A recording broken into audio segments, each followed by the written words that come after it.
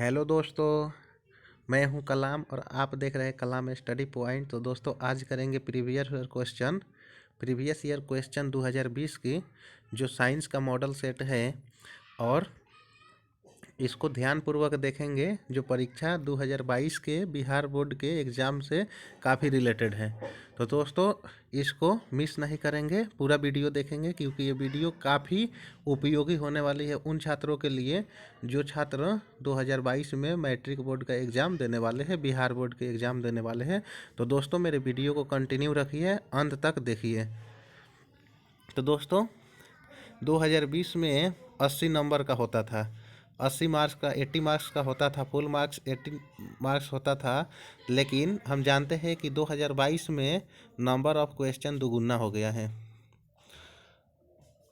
तो 80 क्वेश्चन में अब तो 100 क्वेश्चन आ रहा है ऑब्जेक्टिव। तो दोस्तों देखते हैं, शुरू करते हैं।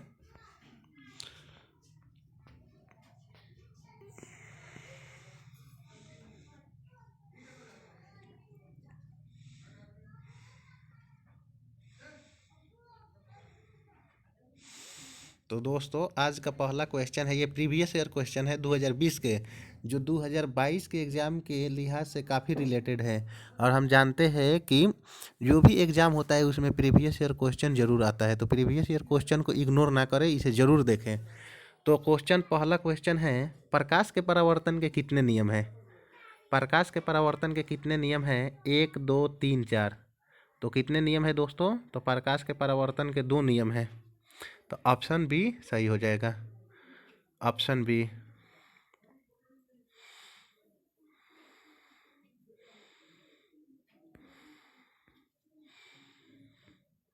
अगला क्वेश्चन है दोस्तों, वायु में गमन करती प्रकाश की एक किरण जल में तिरछी प्रवेश करती है। यानी कहने का मतलब है वायु में गमन करती प्रकाश मान लीजिए यहाँ पे गमन कर रही है और किरण जल में तिरछी मुड़ जाती है। जल में तिरछी मुड़ जाती है तो वह किरण अभिलंब की तरफ झुकेगी, अभिलंब से दूर हटेगी। तो अभिलंब मतलब क्या है? ये अभिलंब का मतलब क्या होता है? तो अभिलंब का मतलब होता है ये। तो अभिलंब की तरफ ही तो झुक रही है। ये किस तरफ झुक रही है दोस्तों? तो अभिलंब की तरफ। तो ये किस तरफ झुकेगी? तो अभिलंब की तरफ झुक जाएगी। तो इसका राइट आंसर क्या हो जाएगा? ऑप्शन नंबर ए, अभिलंब की ओर झुकेगी।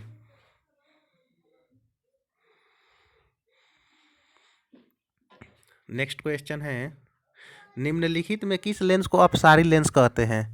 निम्नलिखित में किस लेंस को अपसारी लेंस कहते हैं? तो अपसारी लेंस किसे कहते हैं? तो अवतल लेंस को कहते हैं। अपसारी लेंस किसे कहते हैं? तो अवतल लेंस को कहते हैं। इसको याद करने का ट्रिक क्या है?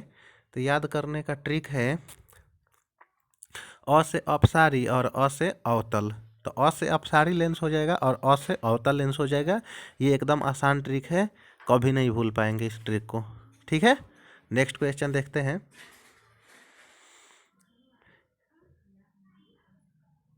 किसी बिंब का वास्तविक तथा समान साइज का प्रतिबिंब प्राप्त करने के लिए बिंब को उत्तल लेंस के सामने कहाँ रखना चाहिए? लेंस के मुख्य फोकस पर, या लेंस के फोकस दूरी की दोगुनी करने पर, दोगुनी दूरी पर, डिस्टेंस पे, या अनंत पर, या ऑप्शन डी लेंस के प्रकाशीय केंद्र तथा मुख्य फोकस के बीच। तो 4 का राइट आंसर हो जाएगा ऑप्शन नंबर बी। तो ऑप्शन बी क्या है? लेंस के फोकस दूरी की दुगुनी दूरी पर, दुगुनी दूरी पर, यानी लेंस का जो फोकस दूरी है ना उसकी दुगुनी दूरी पर हमें रखना चाहिए। कहाँ पर रखना चाहिए? लेंस की फोकस की दुगुनी दूरी पर। तो इसका राइट आंसर हो जाएगा ऑप्शन बी। अगला क्वेश्चन है, मानव नेत्र जिस भाग पर किसी वस्तु का प्रतिबिंब बनता है, यानी मानव नेत्र यानी मानव की आँख के जिस भाग पर किसी वस्तु का प्रतिबिंब बनता है वह कौन सा भाग होता है? कॉर्निया होता है, या परितारिका होता है, या पुतली होता है, या दृष्टिपटल होता है?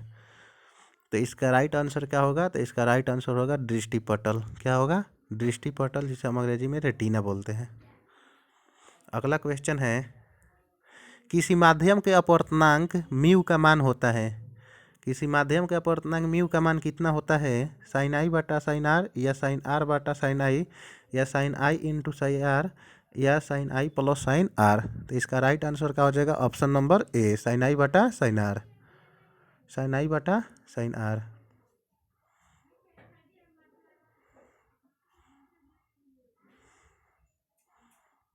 अगला क्वेश्चन है, किसी लेंस के आवर्धन का एसआई मात्रक निम्नलिखित में क्या होता है? तो किसी लेंस का आवर्धन एसआई मात्रक का मान क्या होता है? तो मात्रक विहीन होता है, जिसका कोई मात्रा नहीं होता है। तो ये मात्रक विहीन होता है। क्या होता है? तो मात्रक विहीन होता है। अगला क्वेश्चन है, तारों का टिमटिमाना प्रकाश के किस घटना को दर्शाता है? तारा टिमटिमाता है, वो प्रकाश के किस घटना को दर्शाता है? प्रकाश का परावर्तन या प्रकाश का अपवर्तन या प्रकाश का प्रकीर्णन या प्रकाश का बाण विक्षेपण। तो 8 का राइट आंसर क्या हो जाएगा? तो 8 नंबर क्वेश्चन का राइट आंसर हो जाएगा ऑप्शन बी, प्रकाश का अपवर्तन। क्या हो जाएगा? प्रकाश का अपवर्तन। नेक्स्ट क्वेश्चन है, किसी चालक का प्रतिरोध निम्नलिखित में से किस पर निर्भर करता है? किसी चालक है यानी तार है, उसका प्रतिरोध किस पर निर्भर करता है? तो हम जानते हैं कि चालक की लंबाई पर भी निर्भर करता है, चालक के अनुप्रस्थ काट क्षेत्रफल पर भी, और चालक के पदार्थ की प्रकृति पर भी। तो इसका राइट आंसर क्या हो जाएगा? Option D. अगला क्वेश्चन है, निम्नलिखित में कौन सी विद्युत शक्ति का एसआई मात्रक है? तो विद्युत शक्ति का एसआई मात्रक क्या होता है? तो विद्युत शक्ति का एसआई मात्रक होता है वाट। क्या होता है? वाट होता है। लेकिन यही पूछ जाएगा विद्युत धारा का एसआई मात्रक क्या है? तो विद्युत धारा का एसआई मात्रक एम्पियर होता है। अगला क्वेश्चन है, विद्युत परिपथ में विद्युत धारा को मापने के लिए निम्नलिखित में किस युक्ति का उपयोग होता है? तो इसका राइट आंसर क्या हो जाएगा दोस्तों? Option number C, ammeter. क्या हो जाएगा? Option number C, ammeter. अगला क्वेश्चन, फ्यूज तार के लिए निम्नलिखित में कौन सा कथन सत्य है? यानी फ्यूज का जो तार होता है उसके लिए कौन सा कथन सही है, यही हमें बताना है। तो ऑप्शन ए, प्रतिरोध तथा गलनांक दोनों अधिक होता है। नहीं, प्रतिरोध ये गलत है। प्रतिरोध कम तथा गलनांक अधिक होता है, ये भी गलत है। प्रतिरोध अधिक तथा गलनांक कम होता है, यानी ऑप्शन नंबर सी सही है। ऑप्शन नंबर सी सही है। क्या होना चाहिए? तो प्रतिरोध अधिक होना चाहिए और गलनांक कम होना चाहिए।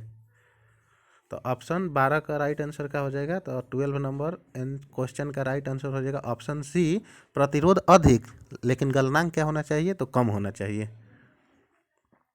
अगला क्वेश्चन देखते हैं, निम्नलिखित पदार्थों में कौन चुंबकीय पदार्थ नहीं है? लोहा, निकेल, पीतल, कोबाल्ट। तो चुंबकीय पदार्थ कौन नहीं है? तो पीतल नहीं है। बाकी सबका चुंबकीय पदार्थ है, यानी चुंबक में सट जाता है। और ये क्या होता है? तो चुंबक से हट जाता है। अगला क्वेश्चन देखते हैं, किसी विद्युत धारावाही सीधी लंबी परिनालिका में भीतर चुंबकीय क्षेत्र का मान शून्य होता है, कहाँ पे होता है? तो शून्य हो मान चुंबकीय क्षेत्र का मान क्या होता है? शून्य होता है।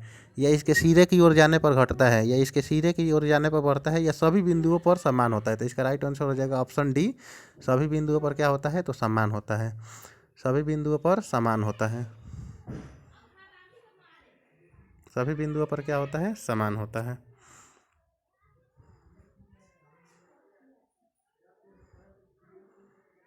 नेक्स्ट क्वेश्चन देखते हैं,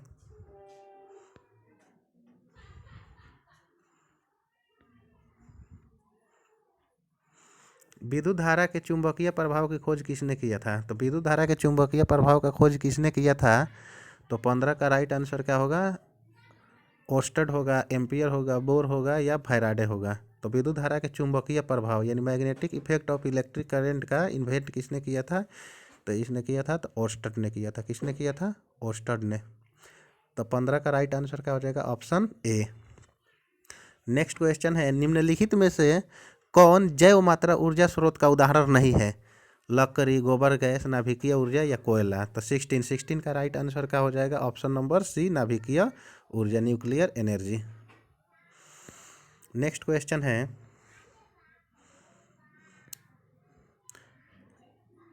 Na2SO4 plus BaCl2 arrow BaSO4 plus 2NaCl उपरयुक्त अभिक्रिया निम्नलिखित में किस प्रकार की है? संयोजन अभिक्रिया, द्विविस्थापन अभिक्रिया या वियोजन अभिक्रिया, विस्थापन अभिक्रिया। तो क्या है? तो ये द्विविस्थापन अभिक्रिया है। तो राइट आंसर क्या हो जाएगा? ऑप्शन नंबर बी, यानी 17 का राइट आंसर क्या हो जाएगा? Option B. अगला क्वेश्चन है, अम्लीय वर्षा के जल का पीएच मान क्या होना चाहिए? तो अम्लीय वर्षा के जल का पीएच मान क्या होना चाहिए? तो 18 का राइट आंसर क्या हो जाएगा? Option number D, 7.0।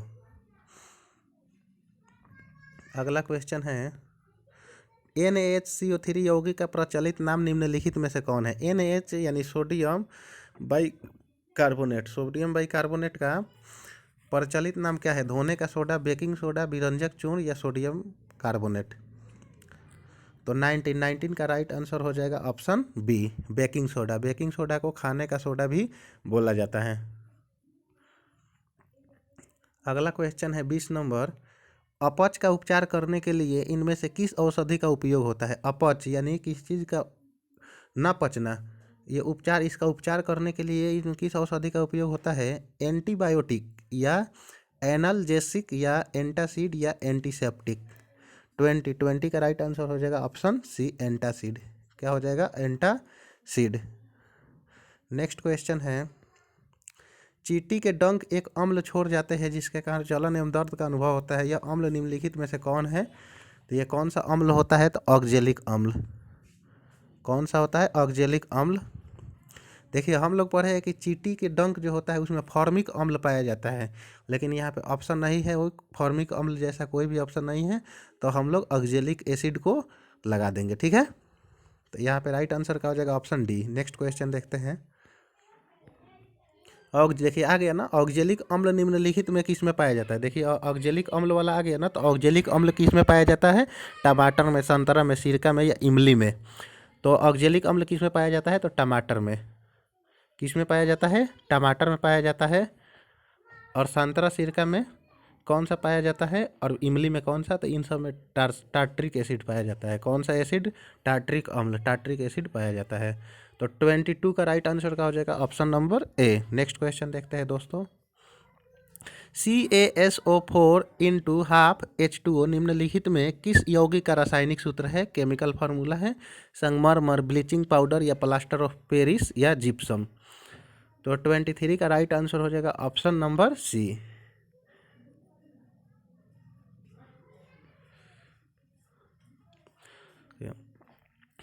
अगला क्वेश्चन है 24 नंबर। निम्नलिखित में कौन सी धातु कमरे के तापमान पर तरल अवस्था में पाया जाता है?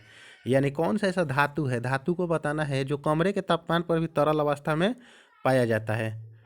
पारा है या आयोडीन है या सल्फर है या कार्बन है। तो 24 का राइट आंसर क्या हो जाएगा? ऑप्शन नंबर ए, पारा।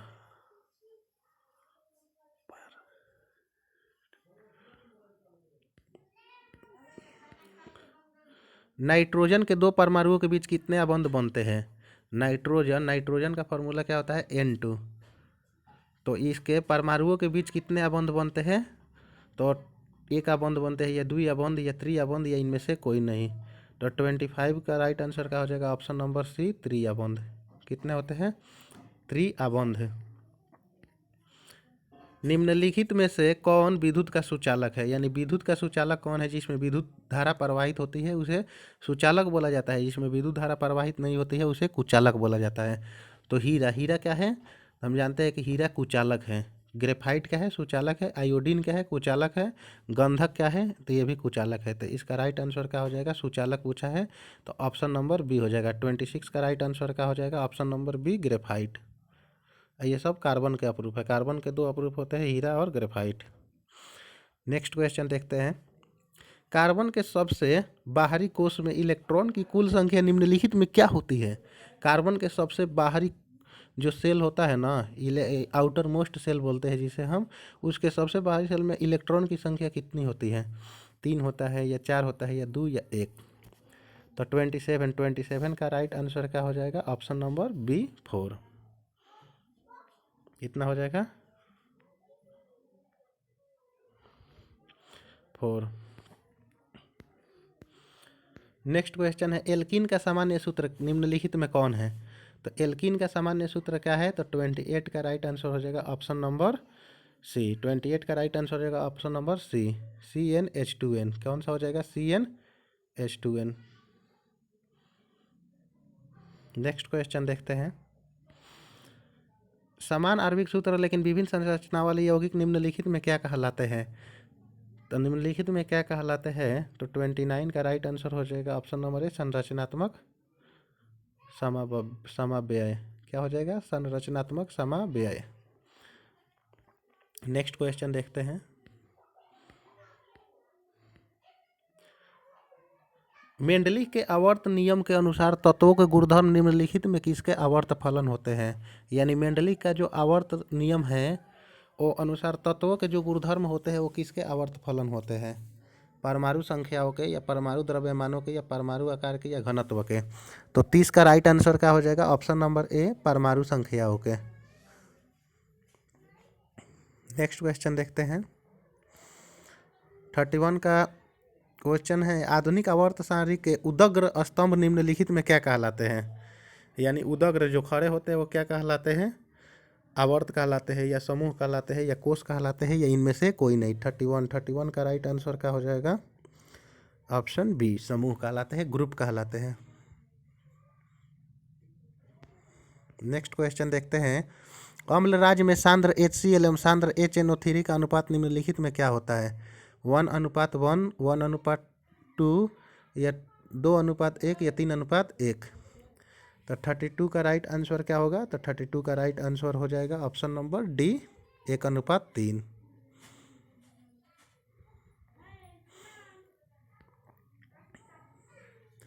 हरे पौधे कहलाते हैं, हरे पौधे क्या कहलाते हैं, स्वपोषी, मृतजीवी या परजीवी या उपरयुक्त सभी। तो हम जानते हैं कि हरे पौधे जो होता है वो क्या कहलाता है, स्वपोषी कहलाता है, स्वपोषी कहलाता है। क्या कहलाता है, स्वपोषी कहलाता है। नेक्स्ट क्वेश्चन देखते हैं, छोटी आंत में पाए जाने वाले रसांकुर का क्या कार्य है। यानी छोटे आंत में जो पाए जाने वाले रसांकुर होता है उसका क्या काम होता है, अंतःग्रहण या पाचन या अवशोषण या स्वांगीकरण। तो 34 का राइट आंसर हो जाएगा ऑप्शन बी पाचन, डाइजेस्टिव। नेक्स्ट क्वेश्चन है 35, क्रेब्स चक्र की क्रिया कहाँ होती है। क्रेब्स चक्र की क्रिया कहाँ होती है, कोशिका द्रव्य में, माइटोकॉन्ड्रिया में या गोल्जिकाय में या इनमें से कोई नहीं। तो 35 का राइट आंसर हो जाएगा ऑप्शन बी माइटोकॉन्ड्रिया में। कहाँ पे होता है, माइटोकॉन्ड्रिया में। नेक्स्ट क्वेश्चन है, पादप में अनोक्सी श्वसन का अंतिम उत्पाद क्या है। पादप में अनोक्सी श्वसन का अंतिम उत्पाद क्या है, अमीनो अम्ल, वसा अम्ल, इथाइल अल्कोहल या इनमें से कोई नहीं। तो 36 का राइट आंसर हो जाएगा ऑप्शन नंबर डी इनमें से कोई नहीं। 37 में पौधे में जल का परिवहन किसके द्वारा होता है। पौधा में जल का परिवहन किसके द्वारा होता है, जाइलम द्वारा या फ्लोएम द्वारा या ए और बी दोनों द्वारा, यानी जाइलम और फ्लोएम दोनों द्वारा, ये इनमें से कोई नहीं। तो 37 का राइट आंसर क्या हो जाएगा, ऑप्शन नंबर ए जाइलम। नेक्स्ट क्वेश्चन देखते हैं, खुला परिवहन तंत्र किस में पाया जाता है। तो खुला परिवहन तंत्र किस में पाया जाता है, तो ये कीटों में पाया जाता है। कीटों में कौन हो जाएगा, तितली। तो क्या हो जाएगा right answer option D. Next question है, इनमें से कौन उत्सर्जी पदार्थ नहीं है। तो उत्सर्जी पदार्थ कौन सा नहीं है, तो रेजिन। तो ऑप्शन बी सही होगा। 39 का राइट आंसर क्या होगा, option number B. Next question देखते हैं, इनमें से कौन एमिनो अम्ल के विखंडन से बनता है। तो एमिनो अम्ल के विखंडन से कौन बनता है, कार्बन डाइऑक्साइड, कार्बन मोनोऑक्साइड या NH3। तो उपरयुक्त सभी। तो इसका राइट आंसर क्या हो जाएगा, उपरयुक्त सभी। इनमें से कौन अंतःस्रावी ग्रंथि है। अंतःस्रावी ग्रंथि कौन है, तो अंतःस्रावी ग्रंथि यकृत है या लार ग्रंथि या श्वेत ग्रंथि है या थायराइड ग्रंथि है। तो 41 का राइट आंसर क्या हो जाएगा, ऑप्शन नंबर डी थायराइड ग्रंथि। थायराइड ग्रंथि है, क्या है, थायराइड ग्रंथि है। नेक्स्ट क्वेश्चन देखते हैं 42 इनमें से कौन फल पकाने में प्रयुक्त होता है। फल को पकाने में कौन प्रयुक्त होता है, तो ऑक्सीजन होता है या जिब्रेलिन होता है या एथिलीन होता है या साइटोकाइनिन होता है। तो 42 का राइट आंसर हो जाएगा option number C ethylene. Ethylene को फल पकाने में प्रयोग किया जाता है। 43 का क्वेश्चन है, इंसुलिन की कमी से कौन सा रोग होता है। तो इंसुलिन की कमी से कौन सा रोग होता है, घेंघा रोग या मधुमेह रोग या एड्स रोग या रतौंधी रोग। तो 43 का राइट आंसर हो जाएगा ऑप्शन बी मधुमेह रोग। मधुमेह रोग होने पर इंसुलिन की टीका दिया जाता है, इंसुलिन की सुई दी जाती है। 44 का क्वेश्चन है, ईस्ट में अलैंगिक जनन की कौन सी विधि है। यानी ईस्ट जो होता है उसमें अलैंगिक जनन की कौन सी विधि है, मुकुलन है या बीजागुणन है या पुनर्जनन है या इनमें से कोई नहीं।